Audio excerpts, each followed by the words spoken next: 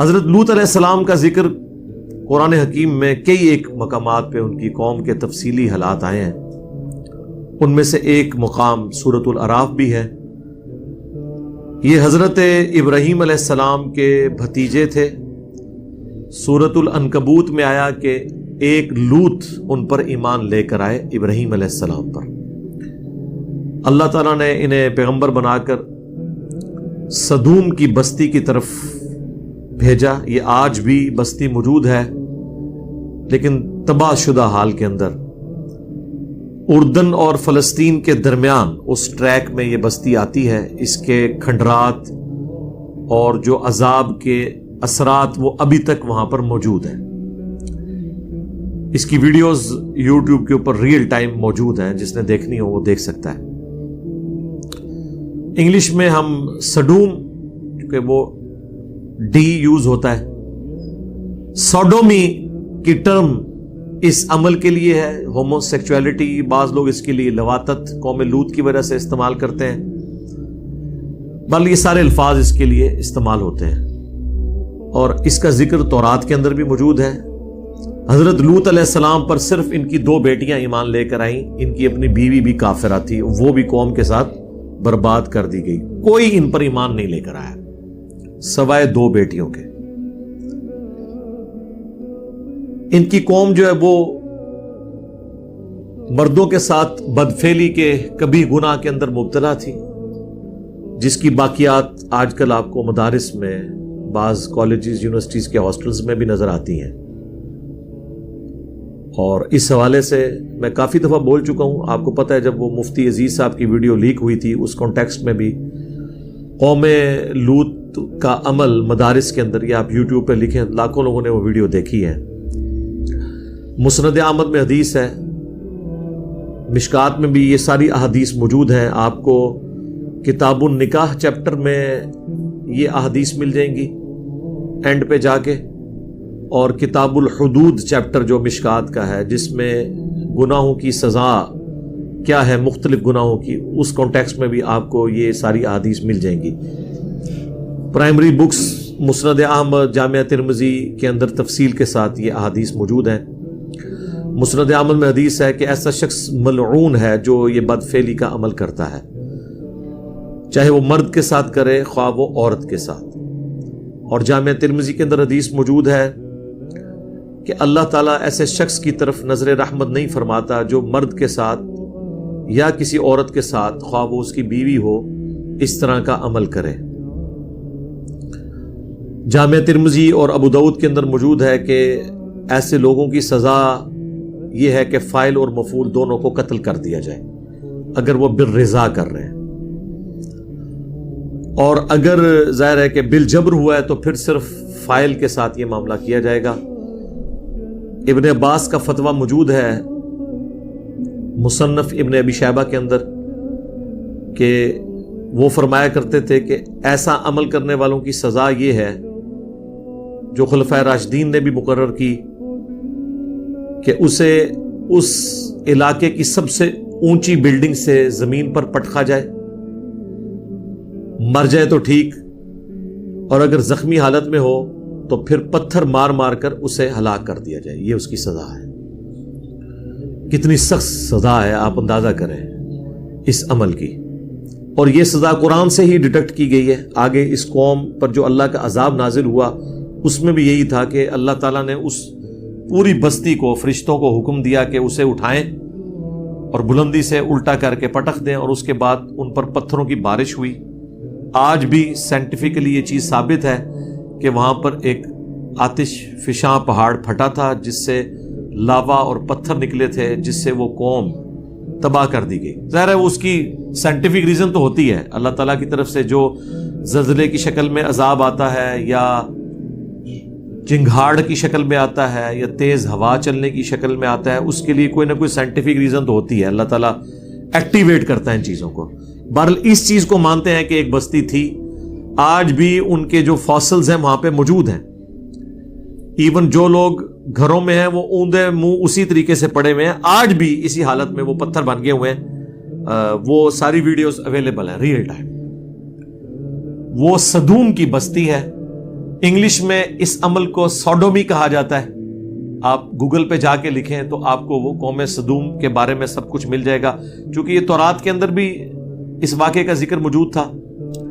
لہذا یہ یاد رکھیں، دنیا میں جتنی بھی اخلاقی برائیاں ہیں، ان کے لیے جتنی ٹرمز ہیں وہ الہامی کتابوں سے ہی ڈیوائز کی گئی ہیں، اور جتنی اخلاقی اچھائیاں ہیں ان کے لیے جتنی ٹرمز ہیں وہ بھی الہامی کتابوں سے ڈیڈکٹ کی گئی ہیں.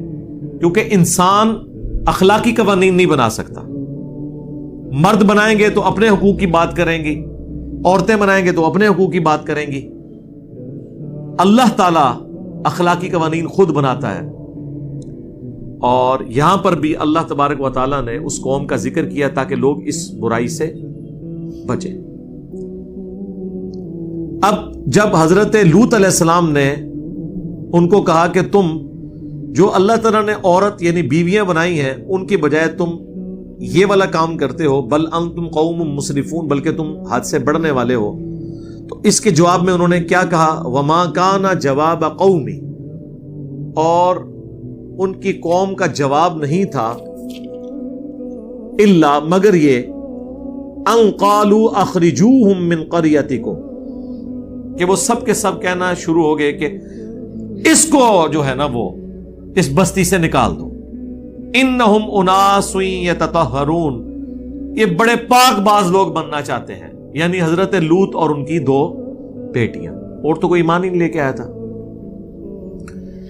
یہ ہوتا ہے جب آپ کے پاس دلائل ختم ہو جائیں، پھر آخری حال یہ ہوتا ہے کہ آپ ان کو یہاں سے نکال دو. ٹھیک ہے، تم نے اپنا اسلام لے کے رکھنا ہے تو جاؤ یہاں سے، تم نکل جاؤ، ہم تو برے لوگ ہیں، ہم میں رہو ہی نہ، بجائے یہ کہ اپنی برائی کو مان لیں.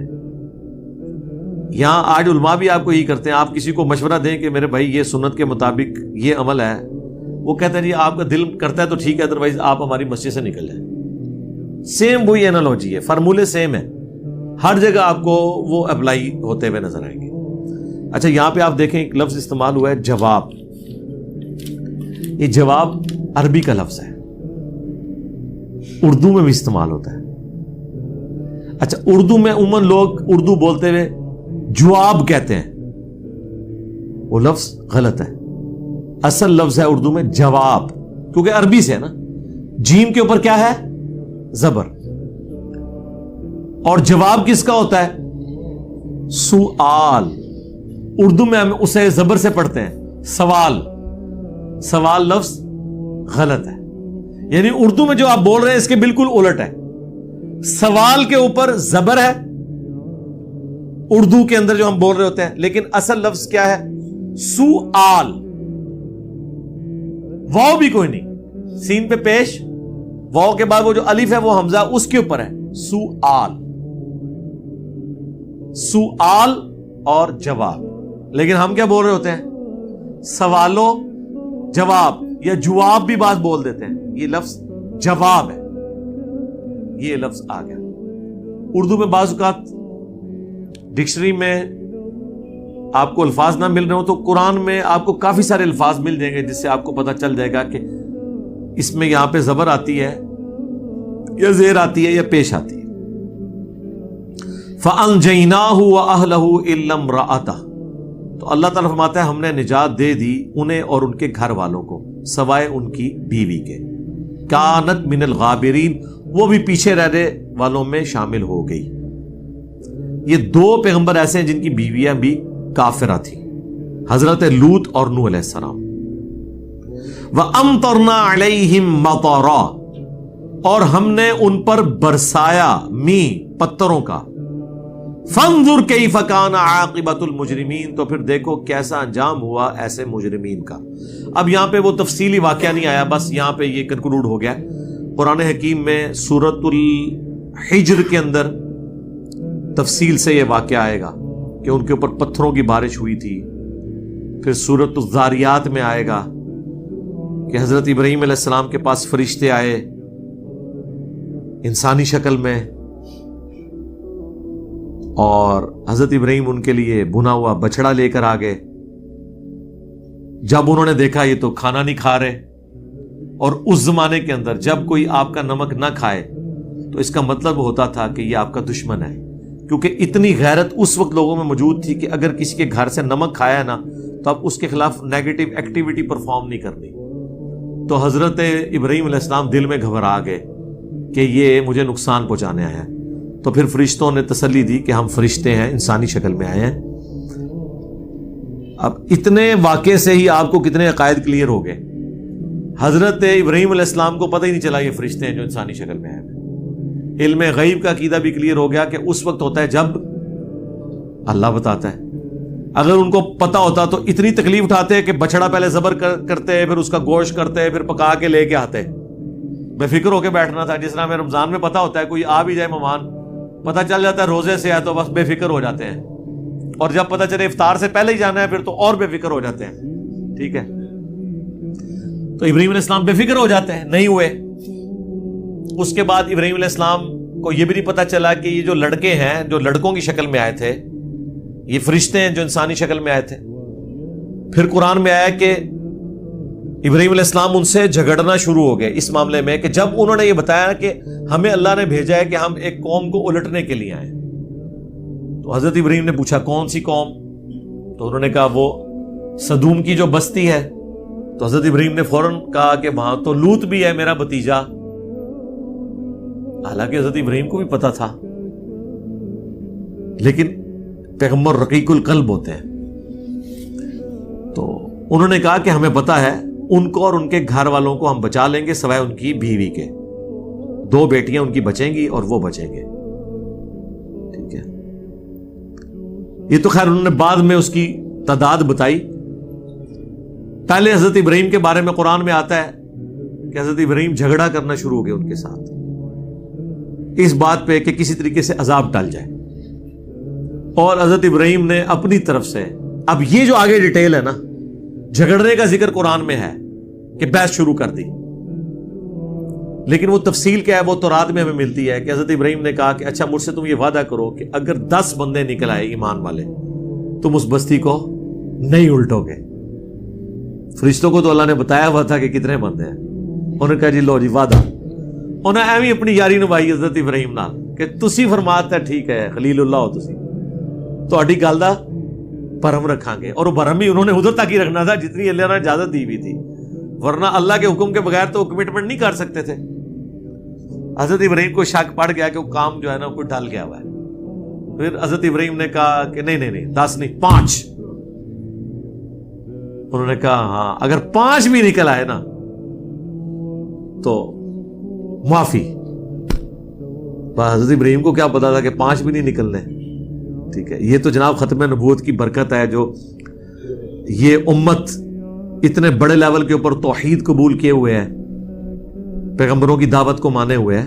یہ نبی علیہ السلام کی ختم نبوت کی برکت ہے. ادروائز انسانی تاریخ نے کبھی ایسا وقت نہیں دیکھا کہ اتنی بڑی تعداد کے اندر موحدین دنیا میں موجود ہوں. ہمیشہ اکثریت گمراہوں کی رہی ہے. یہ تو نبی علیہ السلام کی امت ہے اور اسی وجہ سے اگلے انبیاء نے رشک کیا ہے. اب مجھے بتائیں اگر لوط علیہ السلام کو یہ پتا چل جائے کہ انجینئر صاحب کے سٹوڈنٹس 20 لاکھ سے زیادہ ہیں جو سبسکرائب کیے ہوئے ہیں تو ان کے لیے قابل رشک بات ہوگی کہ نہیں؟ تو ہم بھی یہ بتائیں گے کہ ہمارا کمال نہیں ہے, یہ ختم نبوت کی برکت سے یہ امت توحید ہے. یہاں پر کتابیں محفوظ ہیں اور اللہ تعالیٰ کا خاص کرم ہے اس امت کے اوپر. صحیح بخاری میں حدیث ہے بعض انبیاء قیامت کے دن اس حال میں آئیں گے کہ ان کے ساتھ 4 امتی, کسی کے ساتھ 3, کسی کے ساتھ 2, کسی کے ساتھ 1, کسی کے ساتھ 1 بھی نہیں ہوگا جو ایمان لایا ہو. اسی لیے بخاری مسلم میں آتا ہے کہ جب شب معراج نبی علیہ السلام گزر رہے تھے نا 6 آسمان سے تو وہاں ان کی ملاقات حضرت موسیٰ اور حضرت ہارون سے ہوئی تھی. ٹھیک ہے, اور جب نبی علیہ السلام وہاں سے گزرے تو انہوں نے رونا شروع کر دیا جب اللہ تعالیٰ نے حضرت موسیٰ علیہ السلام کو یہ دکھایا کہ یہ امت محمدیہ ہے اتنی کثرت تعداد میں جو جنت میں جائے گی. تو ظاہر ہے وہ ایک پروفیشنل جیلسی کہہ لیں جس کو ہم رشک کہتے ہیں, حسد تو نہیں کہہ سکتے ظاہر ہے. اور بخاری مسلم کے الفاظ ہیں کہ حضرت موسیٰ علیہ السلام نے کہا کہ یہ لڑکا میرے بعد آیا اور اس کے ماننے والے مجھ سے بھی زیادہ جنت میں جانے والے. یہ نبی الاسلام کو اللہ تعالیٰ نے ایک پروٹوکول دیا ہے. بخاری مسلم کی حدیث ہے کہ جنتیوں کا نصف میری امت سے ہے, آدھے جنتی میری امت کے ہیں. ابن ماجہ اور ترمذی میں حدیث ہے کہ جنتیوں کی 120 میں سے 80 صفیں میری امت سے ہیں. اتنی کثرت سے یہ امت جائے گی. لیکن ایز کمپیئر ٹو اگلوں کے, اگر آپ امت کے اندر تعداد دیکھیں تو پھر تو آٹے میں نمک ہی ہے سرکار. اے نہ سمجھے ہوگا کہ سارے ہوتے بیٹھے ہوں گے, ایڈا بھی سوگا معاملہ نہیں ہے. 8 بھی 7 ارب سے زیادہ انسانوں میں سے 5 ارب تو پکے کافر اور مشرک ہیں. جو 1.5 ارب مسلمان ہیں ان میں بھی آپ دیکھ لیں, ہر فرقہ جب اپنے آپ کو جنتی ڈکلیئر کرتا ہے تو باقی کے 1.25 ارب مسلمان تو ہر فرقہ فارغ کرتا ہے. لیکن بہرحال اگلے انبیاء کی نسبت یہ تعداد بہت زیادہ ہے. اب ابراہیم علیہ السلام کو کیا پتا تھا کہ 2 بیٹیاں ہوں گی, حضرت لوط علیہ السلام کی اور ایک ان کی خود اپنی ہستی, اس کو اللہ تعالیٰ نجات دے گا. 3 بندے صرف, بیوی بھی ان کی ہلاک.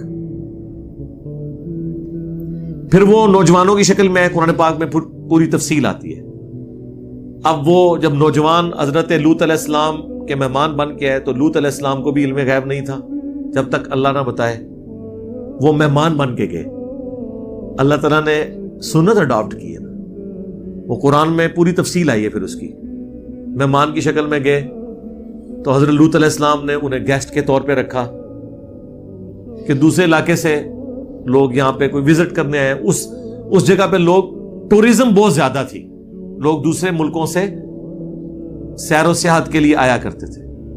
تو قرآن میں ذکر ہے کہ جب وہ نوجوان لڑکوں کی شکل میں فرشتے آئے تو حضرت لوط علیہ السلام بڑے غمگین ہوئے کہ کاش آج میرے پاس کوئی ایسا قلعہ, کوئی ایسی جگہ ہوتی کہ میں اپنے ان مہمانوں کو بچا سکتا اپنی قوم کے شر سے.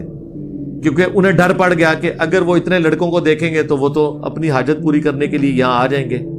اور وہی ہوا, قرآن میں آیا کہ وہ سارے کے سارے جمع ہو کے آ گئے. تو حضرت لوط علیہ السلام نے بڑے لجاجت کے انداز میں انہیں سمجھایا, مجھے میرے مہمانوں کے سامنے بے عزت نہ کرو.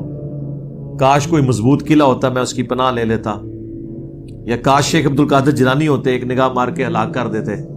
پیغمبر تو یہی کہتے ہیں کہ کاش کوئی قلعہ ہوتا میں اپنے مہمان بچا لیتا. تو اس سے آپ کو اندازہ ہو جانا چاہیے کہ بابت شاہی کوئی نہیں, یہ بابوں کی طرف سب جھوٹی کہانیاں منسوب ہیں. پیغمبروں کو کوئی ایسی چیز نہیں ملی ہوئی تھی جو یہ نگاہ مار کے تو یہ کر دیں وہ کر دیں. تو حتیٰ کہ حضرت لوط علیہ السلام نے کہا کہ کسی کو زیادہ مسئلہ ہے تو یہ میری بیٹیاں ہیں, ان کے ساتھ شادی کر لو, کسی نے کرنی ہے. انہوں نے کہا کہ یہ ہمیں مشورے اپنے پاس رکھو, تمہیں پتہ ہے ہم کس کام کے لیے آئے ہیں. اس وقت پھر فرشتوں نے اب دیکھا نا کہ حضرت لوط علیہ السلام جو ہے وہ ان کا وہ تھریش ہولڈ پوائنٹ کراس کر گیا ہے, ظاہر پریشانی, ٹینشن. انہوں نے کہا آپ گھبرائیں نا, ہم اللہ کے فرشتے ہیں, یہ ہمیں کیا نقصان پہنچائیں گے, ان کو الٹنے کے لیے ہم آئے ہوئے ہیں. بس رات کے آخری پہر آپ نے اپنے گھر والوں کو اپنے ساتھ لے کے نکل پڑنا ہے, اور آپ کی بیوی جو ہے نا وہ آپ کی اس قوم کے ساتھ شمار کی جائے گی. باقی آپ اپنی بیٹیوں کو, پوری قوم میں سے ایک مرد نہیں نکلا, ایک مرد کا بچہ نہیں نکلا جو حضرت لوط علیہ السلام پر ایمان لایا ہو. 2 بیٹیاں. اور کہا کہ آپ رات کے آخری پہل لے کے نکلیں, ان کے اوپر عذاب آئے گا, ہمیں حکم ہے کہ ہم اس بستی کو الٹیں گے اور ان پہ پتھروں کی بارش ہوگی. وہی ہوا, حضرت لوط علیہ السلام اپنی بیٹیوں کو, بیوی کو بھی ساتھ لے کے نکل پڑے. ظاہر ہے بندے فیملی کا تو ایک ہوتا ہے نا سلسلہ, اگرچہ انہیں بتا دیا گیا تھا اس نے کو نہیں بچنا, ان کا چلو ایک آخری ٹرائی مار کے دیکھ لوں, لیکن آپ کو پتا ہے کہ موت کے غرغرے سے پہلے پہلے توبہ قبول ہوتی ہے. چونکہ اللہ نے عذاب کا فیصلہ کر لیا تھا, اگرچہ اس کی ایگزیکیوشن چند گھنٹے بعد ہوئی, لیکن فیصلہ ہو چکا تھا. اس سے پہلے تو وہ ایمان نہیں لائی تھی, نہ بعد میں اس نے لانا تھا. تو حتیٰ کہ قرآن میں یہاں تک الفاظ ہیں کہ ہر بندے کے نام کا پتھر ہم نے مخصوص کیا ہوا تھا اللہ کی طرف سے. جی طے تھا کہ یہ والا پتھر اس بندے کے نام کا ہے, وہ اسی کو آگے لگتا تھا جب وہ آتش فشاں پھٹا جو پتھروں کی بارش ہوئی. اللہم احسن عاقبتنا فی الامور کلہا واجرنا من خزی الدنیا وعذاب الآخرہ آمین۔ تو بہرحال وہ لے کے نکلے، یہاں تک تو قرآن میں آیا ہے۔ تو رات میں یہ ہے کہ جب وہ جا رہے تھے بیوی بھی ساتھ تھی، قرآن میں یہ الفاظ آئے کہ پیچھے مڑ کے نہیں دیکھنا۔ یہ آپ نے اکثر اپنی سٹوریوں میں سنا ہوگا، پیچھے جو مڑ کے دیکھے گا پتھر بن جائے گا۔ یہ قرآن سے ہی انہوں نے اخذ کیا ہوا ہے۔ فرشتوں نے کہا تھا کہ آپ کو جب چیخوں کی آواز آئے نا، آپ کی قوم کے اوپر عذاب آ رہا ہو، تو آپ نے مڑ کے نہیں دیکھنا۔ یہ نہ ہو کہ پیغمبر ہے تو دل پسیج جائے، مڑ کے نہیں دیکھنا، کیونکہ وہ عذاب نازل ہو رہا ہے اور عذاب والا مقام ہے۔ آپ نے سیدھا آگے جانا ہے جب تک کہ آپ کو وہ جگہ نہ بتا دی جائے جہاں آپ کا پڑاؤ ہونا ہے۔ تو رات میں پھر یہ ملتا ہے کہ ان کی جو بیوی تھی نا، جب اس نے چیخو پکار سنی تو ظاہر ہے اس کی ہمدردیاں اپنے خاوند کے ساتھ تو نہیں تھی۔ اس نے مڑ کے دیکھا، ہائے میری قوم۔ بس جب مڑ کے دیکھا تو اس کے حصے کا پتھر اسے لگا، اور وہ پیغمبر کے ساتھ ہوتے ہوئے بھی ماری گئی، کیونکہ اس کے اعمال اور عقائد پیغمبروں والے نہیں تھے۔ آپ بیشے کہتے رہے کہ جو کچھ بھی ہے تیرے محبوب کی امت سے ہیں۔ وہ کہتی رہی کہ جو کچھ بھی ہوں تیرے محبوب کی بیوی ہوں۔ اس وقت تو محبوب لوط علیہ السلام ہی تھے نا، لیکن اس کی چیخو پکار کوئی کام نہیں آئی، مار دی گئی۔ 2 بیٹیاں لوط علیہ السلام کی جو آپ پہ ایمان لائی تھی وہ بچا لی گئی، اور وہ پوری کی پوری قوم ہلاک ہوئی۔ سدوم کی بستی بحر مردار کے کنارے، ڈیڈ سی کے کنارے، آج بھی ان کے اثرات موجود ہیں۔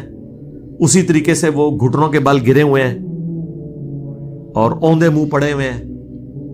ان کی شکلیں بھی ایسی بنی ہوئی ہیں جیسے کوئی ایک ایبرپٹ کسی کے اوپر عذاب آتا ہے۔ پتھروں کی بارش جو ہوئی اس کے نشانات پتھر وہاں پہ موجود ہیں۔ سائنٹیفکلی تو یہ کہا جاتا ہے کہ کوئی آتش فشاں یہاں پھٹا تھا اور اس سے پتھر نکلے اور اس سے یہ قوم ہلاک ہو گئی۔ لیکن آتش فشاں نے کب پھٹنا ہے سرکار یہ تو آج بھی نہیں پتا ہوتا، صرف یہ کہتے ہیں کہ یہ لیونگ والکینو ہے، کسی بھی وقت پھٹ سکتا ہے، پر وہ اللہ نے تو طے کیا ہوا تھا کہ کس وقت اس کو پھاڑنا ہے اور کس طریقے سے سزا دینی ہے۔ یہی سزا پھر اسٹیبلش ہوئی خلفائے راشدین کے ہاں، جو کوئی برا عمل کرے تو وہ اسی کو امپلیمنٹ کرتے تھے، جو مصنف ابن ابی شیبہ میں صحیح سند کے ساتھ ہے، مشکات میں بھی کتاب الحدود چیپٹر میں مل جائے گا، کہ بلندی سے گرایا جائے، کیونکہ اس بستی کو بھی اٹھایا گیا تھا، پھر الٹا گیا تھا، اور پھر پتھروں کی بارش سے ان کو نیست و نبود کر دیا گیا تھا۔ یہ عذاب ان پر اللہ تعالیٰ کی طرف سے آیا۔